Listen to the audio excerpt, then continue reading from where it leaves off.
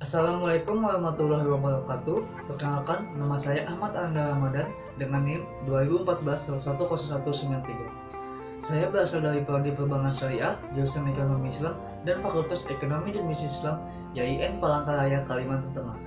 Video ini bertujuan untuk memenuhi salah satu tugas sejarah peradaban Islam dengan dosen pengampu Ibu Fadia Adrina MPDI.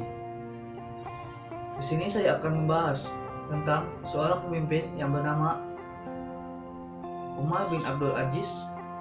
Langsung saja ke dalam cerita tersebut.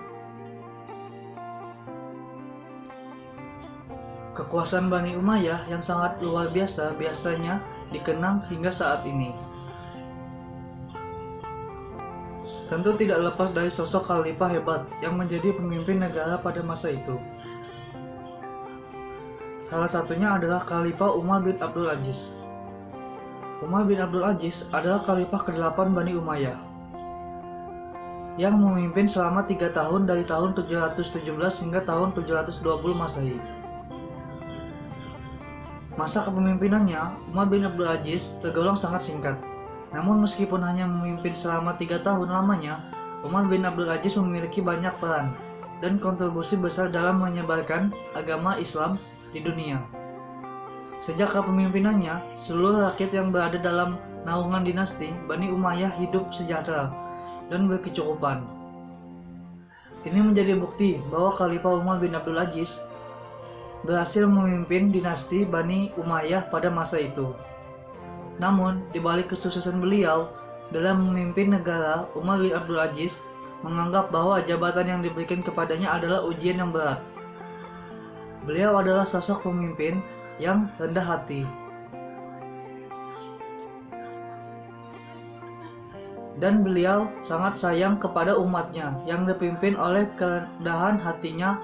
Umar bin Abdul Aziz sangat disayangi dan dihormati oleh rakyatnya. Rakyat merasa tenang di bawah kepemimpinan Umar bin Abdul Aziz. Selama masa kepemimpinannya, semua hal yang berkaitan dengan negara berjalan dengan sangat baik. Namun perlu diketahui juga bahwa sangat pada masa kepemimpinannya Umar bin Abdul Aziz ada pemberontakan yang dilakukan oleh kaum Khawarij. Namun Umar bin Abdul Aziz tidak serta menyerang atau melawan pemberontakan dari kaum Khawarij tersebut.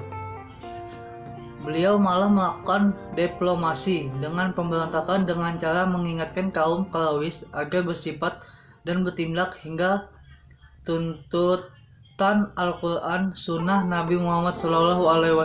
Lagi membuktikan betapa sabarnya dan rendahnya hati Umar bin Abdul Aziz dalam memimpin dinasti Bani Umayyah pada masa itu. Pada masa kepemimpinannya, Umar bin Abdul Aziz menerapkan beberapa kebijakan. Contohnya dalam bidang agama, beliau menghidupkan kembali pembelajaran Al-Quran dan Sunnah Nabi. Beliau juga menjadikan masjid sebagai pusat kajian Islam, pusat pembelajaran hukum-hukum Allah, dan menerangkan kepada umat muslim pada masa itu untuk tidak lalai dan tertipu oleh kemegahan dunia sehingga lupa dengan Tuhannya. Dari segi ilmu pengetahuan, Umar menggerakkan seluruh cendekiawan muslim untuk menerjemahkan buku-buku dari negara asing lalu diterjemahkan ke bahasa Arab.